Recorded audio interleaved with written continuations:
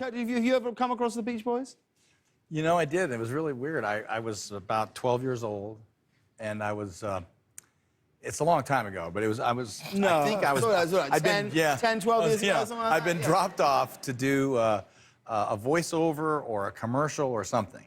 So I was, walking down the hallways, knocking on doors and stuff, and I could hear this music coming from one room, and I found the place where I was supposed to go, but I was a little bit early, and they were a little bit late, so there was nobody there. And so I just started wandering around, and I walked in the door of this place, and I watched them do this song, and I started to leave, and one of them said, "No, it's okay, come in, listen to this. What do you think of this?" And they were obviously, playing for this, there's a 13-year-old kid there, right? Or it was 12 or 13.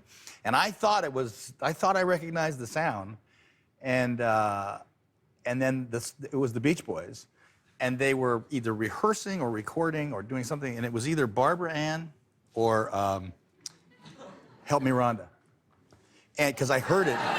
Yeah, because like 3-4 months later, I'm in school, and I heard the new Beach Boys song, and I was like sitting there in my class going, I saw them do this. It's like I am so out of the loop here. Can I tell you how many Beach Boys stories I've got? But it was just weird. It was, 0 Beach Boys. Yeah, no, because I can remember that time that I was, no, I can't. Have you any other musicians that you've come across in your life? My story is definitely not as cool as that, but I was doing a musical, a Christmas Carol at Madison Square Garden when I was like 12 or 13. So I had a pass to get into Madison Square Garden, which was the best, because then I could sneak up to the arena to go watch sports or music. So after the musical, I would go up there. So my mom told me that Hootie and the Blowfish was playing Madison Square Garden. And I was 12 or 13, so I loved Hootie. And I was like, great, okay, so after the show, so I went up there, and I get into the arena. It's definitely not Hootie and the Blowfish on stage.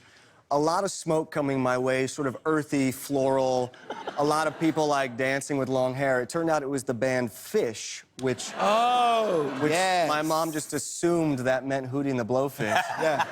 So I was like, probably some blow there. Yeah. Probably some blow there. In her defense, probably. Now, Kurt, one of your first movies you ever made was with Elvis Presley. We have a picture here of a young Kurt Russell and Elvis Presley there. Look at that photo. Oh my God. I mean, incredible. What was he like?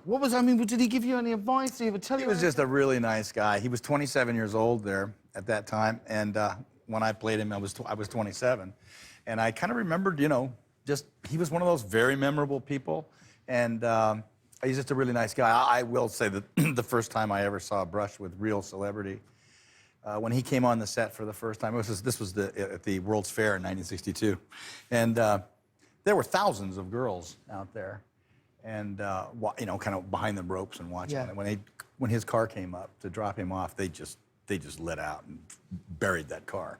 And he had to go back, and I just never forget that. It was like the first time I went, what in the hell what's going on? And it was shocking. It was kind of scary, but it was the first time a kid had ever seen, I'd never seen anybody famous. Yeah. And he was.